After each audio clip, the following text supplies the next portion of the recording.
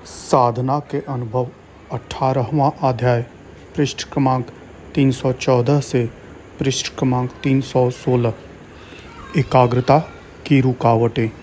महर्षि पतंजलि ने योग सूत्र में कई विघ्न इसके बतलाए हैं, जिनको हम अनेक बार अपने साधकों के सम्मुख वर्णन कर चुके हैं। अब हम अपनी भाषा में आपके सम्मुख रखते हैं, ताकि संक्षेप में आप समझ सकें। अधिकतर अभ्यासी इस बात की शिकायत किया करते हैं कि जितनी एकाग्रता की कोशिश की जाती है, उतना ही मन और चंचल होता जाता है।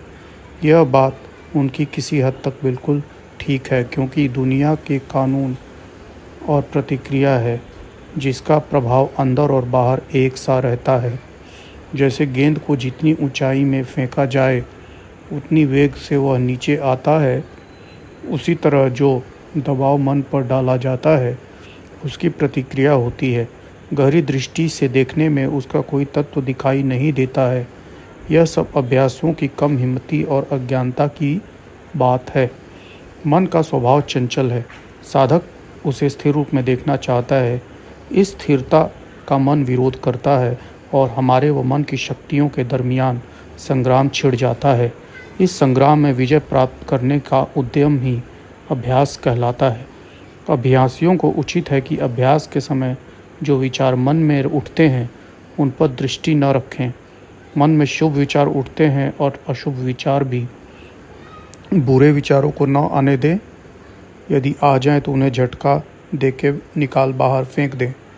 इसकी कोई क्रिया भी है, जिन्हें जुबानी पूछ के सीख लेना चाहिए। तहरीर में ठीक नहीं आती, और यदि शुभ आवे, जैसे देव दर्शन, गुरु दर्शन, सत्संग इत्यादि, तो उनके रोकने का उद्योग न करें। इनके द्वारा वह आगे बढ़ेगा, क्योंकि अच्छे विचार जो लाभदायक है, वह कुटिल विचारों को बाहर फेंक देगा। जैसे कि हम अभी बता आए हैं, दो विरुद्ध वस्तुएं एक स्थान पर नहीं रह सकती। इसी प्रकार एक से छुटकारा मिल जाएगा। धीरे धीरे शुभ विचार भी शांत होने लगेंगे। हम दोनों अवस्थाओं से ऊपर बढ़ जाएंगे और फिर मन का स्वभाव ऐसा बन जाएगा कि आज्ञा करते ही वह खामोश हो जाएगा। यही अवस्था ध्यान या निरोध की होगी। अभी तक धारणा का साधन चल रहा था। मन के शांत होने पर, उसके निर्विषय बन जाने पर ध्यान आरंभ होगा, जिसमें आगे चल के स्वयं ही समाधि आ जाएगी। मन में एक प्रकार की ऐसी चुंबकीय शक्ति रहती है, जो अपने अनुकूल विचारों को आकर्षित करती है और प्रतिकूल विचारों को बाहर फेंकती है। यदि कुछ दिन हम अपने लाभदायक विचार ही मन में आने दें, दूसरे विचारों को न उठने दें, तो उसका नतीजा यह होगा कि मन ऐसा बन जाएगा जो स्वयं ही बुरे विचारों को पसंद नहीं करेगा और शुभ विचारों को खींचने लगेगा। विचार वायुमंडल में घूमते रहते हैं, और जहाँ किसी का मस्तिष्क अपने अनुकूल पाते हैं, वही घुस पड़ते हैं। इसलिए अच्छे मनुष्यों के पास अच्छे और बुरे मनुष्यों के पास बुरे विचार आते रहते हैं। कोई कोई मनुष्य ऐसे नाजुक दिमाग भी देखने में आते हैं कि जिनमें ग्रहण करने की योग्यता औरों से विशेष पाई जाती है। ऐसे लोग बहुत जल्द दूसरों के प्रभाव में आ जाते हैं। उनकी आदतों पर, उनके विचारों पर चलने को तैयार हो जाते हैं। इन्हें अच्छे और बुरे की तमीज़ नहीं होती। यह एक बड़ी कमजोरी है। हमको इतना मजबूत होना चाहिए कि दूसरों के विचार हम पर असर न कर सके, बल्कि हमारी इच्छा शक्ति उनको अपने असर में ले आवे। पुरुषों का उपदेश सहस्त्रों का जीवन पलट देता है। महापुरुषों का उपदेश सहस्त्रों का जीवन पलट देता है, और उनकी चादर पर किसी रंग का धब्बा नहीं आता। यह शक्ति संपन्न होने पर होता है। तुमको भी ऐसा ही दृढ़ बनना पड़ेगा, वरना गिर जाने का अंदेशा सदैव ही लगा रहेगा।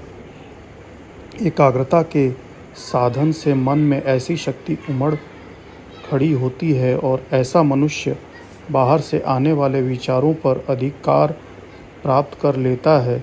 वह अच्छी बात को अपने लिए ले लेता है और बुरी बातों को दूसरों के लिए छोड़ देता है। महर्षि पतंजलि ने बताया है, वितर्कवादने प्रतिपक्ष भावनम कहते हैं, जब किसी साधक पर बाहरी अथवा अंतरीय कुविचार का हमला हो तो उसके मुकाबला करके उसे हटाने का उद्योग नहीं करना चाहिए।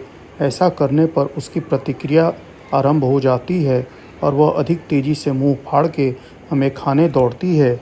उस समय शक्ति व्यर्थ बर्बाद होती है। उपाय यह है कि उसके प्रतिपक्ष विचार अपने दिमाग में भर लो, उसी पर विचार करे और ऐसा करने पर पहली शक्ल हट जाती है। साधक का मस्तिष्क शुद्ध और निर्मल बन जाता है। जो लोग ऐसा न कर सके उनके लिए एक उपाय यह भी हो सकता है कि ख्यालात चाहे अच्छे हों या बुरे, बाहर से आए या अंदर से उभर पड़े,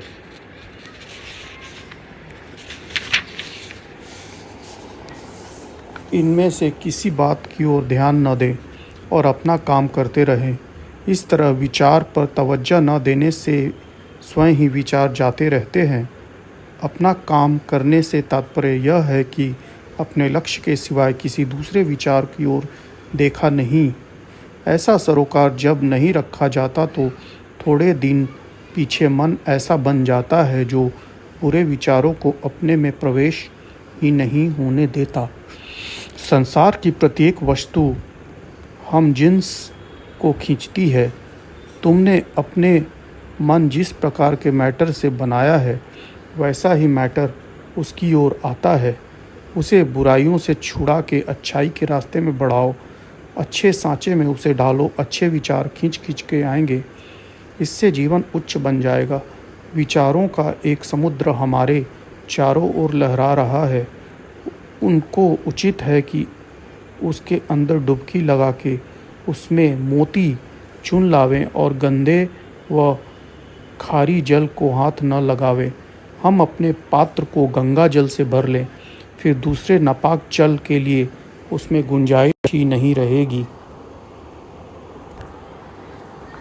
प्रतिपक्ष भावनम का यह भी अर्थ है कि जैसे किसी मनुष्य की कोई कमजोरी देख के उसके प्रति दुर्भावना का हमारे अंदर उदय हुआ और उसे घृणा आई, तो उसी समय उसके किसी शुभ गुण अथवा अच्छे काम पर विचार करने लगे। यदि मन किसी चिंता में ग्रसित है और यह फिक्र उसे परेशान कर रहा है तो उसी समय उसको उस परम हितैषी सर्वरक्षक मातृशक्ति की ओर ध्यान देना चाहिए और उसके चरण कमलों में अपने को डाल देना चाहिए। जब तक मन में कोई स्फूर्ति हो के चिंता दूर न हट जाए और खुशी एवं शांति न मिल जाए, तब तक उसी मंगलमयी की गोद में अपने को डाले रखना चाहिए। इसी तरह दूसरे विचारों के लिए समझ लेना चाहिए। कोई भी विचार जो परेशान करने वाला हो, उसका सबसे अच्छा उपाय तो यह है कि हृदय के उच्च विचारों, प्रसन्न करने वाली घटनाओं और शांत पुरुषों के सत्संग में लगा दो। यह हमारा अनुभव है कि प्रातःकाल उठते ही थोड़ी देर कोई यदि अपने गुरु का ध्यान करे और ऐसा अनुभव करे कि वह सम्मुख खड़े मुझे देख रहे हैं, मेरी रक्षा कर रहे हैं और मेरी अच्छी व बुरी सब बातों को जानते हैं, मेरे सुख व दुख उनको खबर है, वह अवश्य मेरे संकटों और विपत्तियों को हटाएंगे इत्यादि, तो तमाम दिन उसे शांति और प्रसन्नता मिलती रहेगी और कोई काम भी जिनको गुरु शक्ति उचित समझेगी उस दिन उसके पूरे कर देगा। परंतु गुरु भी पूर्ण चाहिए। ऐसा ही गुरु के लिए योग सूत्र में आया हुआ है, वितराग विषयम वा चित्तम।